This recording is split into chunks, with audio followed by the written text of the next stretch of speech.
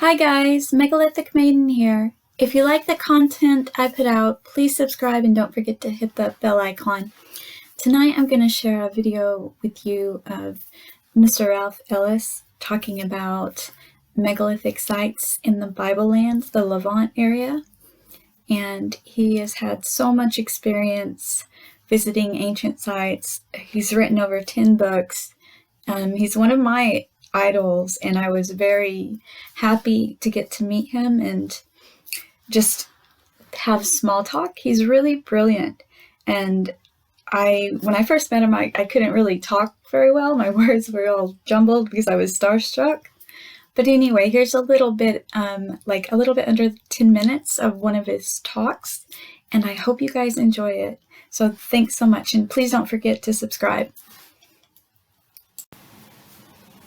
Also, I forgot to mention that he has a website called EdFu Books where you can purchase one of his many excellent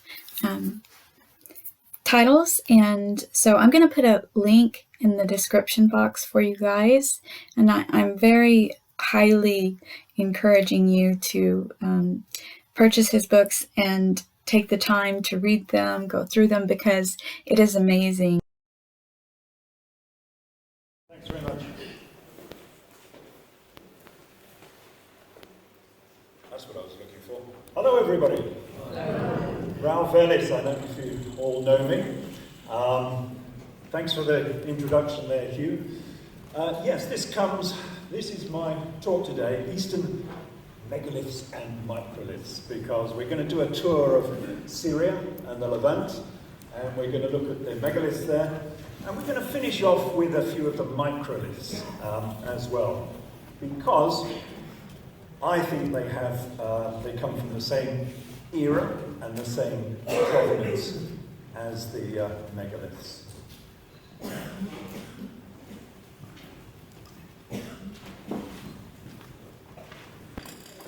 Just get my notes out here. So, Eastern Megaliths and Microliths by myself, Ralph Ellis. This comes from my King Jesus trilogy, which is all from this region, of course. It started with Cleopatra to Christ, which traces the ancestry of Jesus. And we moved on, big 600-page opus, this one, King Jesus, and that gives us real historical events from the biblical stories. And that moved on to this one, Jesus, King of Edessa. This is quite pivotal, this book. This identifies the biblical Jesus in the historical record. So he was a real person, a real king, a king of Edessa. And we're going to look at Edessa later on, because it has some megaliths right next door to it. So, yeah, interesting book that, again, 600 pages identifying Jesus in the historical record. But while I was doing this, I kept coming across little snippets of Arthurian legend, because, I mean, who was the big hero of Arthurian legend? It was Joseph of Arimathea, who came from, obviously, this region. So the final book in this series, yeah, it's a trilogy in 4 parts, I know, but never mind. The Grail Cipher, which rewrites all of Arthurian history in a very different fashion. This is a Marmite book. You either hate it or you love it, one of the two. Nothing in between. Anyway, so let's move on. Let's have a look at some megaliths. So, not sure if you recognise this. This is obviously a megalith, and this comes from the Temple of Jerusalem. So yes, the Jerusalem temple is built on a foundation that is megalithic. And you can see from this picture, here's the megaliths down below.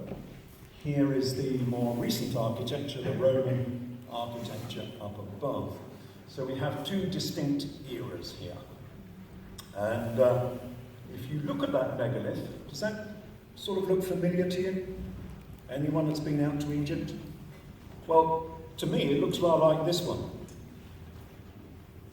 Where's that? We're back at Giza here. So have a look at these megaliths. Obviously, the second the second pyramid is actually based on an artificial platform. And it happens to be made of megaliths that look extremely like the ones that underpin the Jerusalem temple. So are we talking here the same era, the same designer?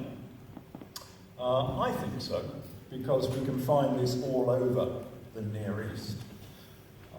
So that's Giza. Let's jump back to Jerusalem. And this is another megalith up in Jerusalem. This is underpinning the Jerusalem temple there, the Temple of Solomon. Now have a look at this particular megalith. I have an inkling that these holes are often used for actually lifting the stones into position. So have a look at this megalith and compare it with the next one. Okay, similar. Where are we now? We're up at Baalbek. If you know Baalbek, it's up in Lebanon, just to sort of the west of Damascus. This is the Baalbek temple, which was probably the largest temple complex in the Roman Empire. And as you can see, it is founded upon megaliths. And then we have the more recent architecture up above. So, yeah, we have a series of megaliths that all look the same in this particular region. So, let's have a look at Baalbek then, because it's an interesting site. This is underneath the Baalbek temple.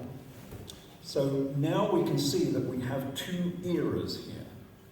There are two distinct eras. So this tunnel is underneath Baalbek, the Baalbek temple platform. And we have here megaliths underneath, and we have Roman architecture up above. Now, we're not exactly sure why the Romans had to rebuild this. Obviously, the roof structure would have been megalithic. It would have been lintels across the top. Perhaps it eroded away, perhaps it was damaged by earthquakes, who knows. But we don't know when it was damaged and why the Romans had to rebuild it. But they did, and they put a standard Roman arch on the top. So we have two distinct eras. And the question then becomes, of course, when was the megalithic era? It's obviously pre-Roman, but when was that megalithic era? Well, you've probably seen people try to decide this by archaeoastronomy and things of that nature, but there's another way we can look at this, and that is by erosion. So if we can assume a standard rate of erosion on stones, we can have two different erosion rates, and we can maybe get a date from that. So here's a bit of erosion. You will see, this is back at Giza again. This is from the Great Pyramid of Giza. This is the, it's all a bit white here, I don't mind. This is the pavement upon which the Great Pyramid rests. So we have two blocks of stone. We have a block of stone here, and we have a block of stone here, and we have this line running down the middle. Why is there a line there? Well, because originally the casing blocks came down here. So what we have then is we have this area was protected by the casing blocks, and this area was always being weathered by the sun, by the rain, by the feet of pilgrims, and it was being worn away over the millennia. And then someone came along during the Muslim era, and they took away the casing blocks. They were all used for building projects down in Cairo. And so now, both sides of this stone were exposed to the elements.